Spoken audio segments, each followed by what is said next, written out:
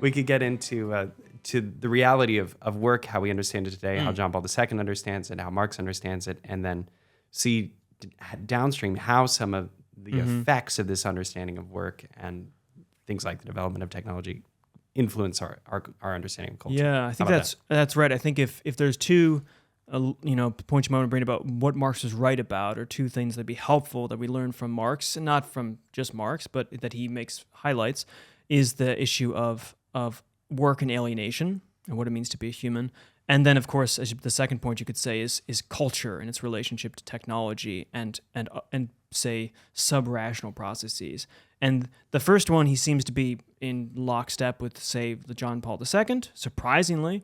And the second one, we'd want to qualify a bit, although his insights are significant. So I remember this came up because while teaching, I had my students write a paper on comparing John Paul II to some of the philosophers we read, and then I wrote a short paper for them to kind of display what might be a good idea, what it might look like, a paper, this sort of thing.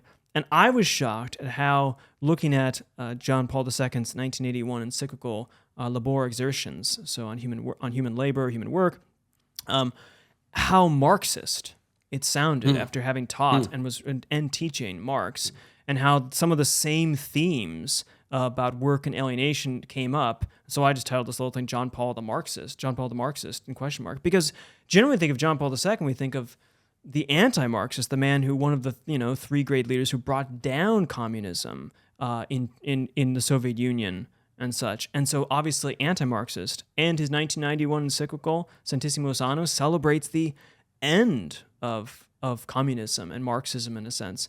So I was shocked to find that actually deep down they have a similar vision of what it means to be human in many ways, although it gets played out very differently. So is John Paul II a Marxist?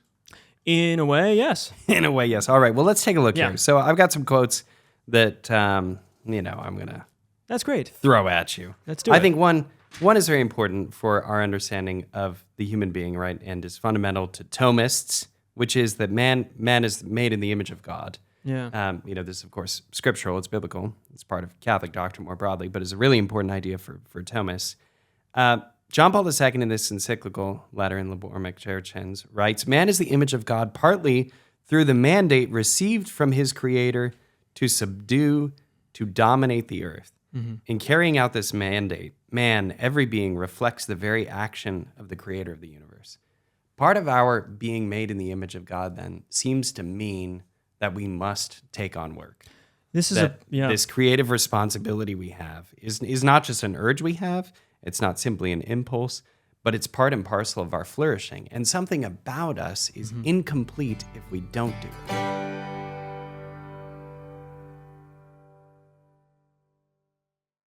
Father Bonaventure, if you had to choose between getting Warby Parker glasses, subscribing to a YouTube channel, or flossing your teeth, what would you choose? Oof. I guess, to be honest, subscribing to a YouTube channel. See, folks, it's not as bad as flossing your teeth or getting Warby Parker glasses. Please subscribe to Godsplaining. Cheers.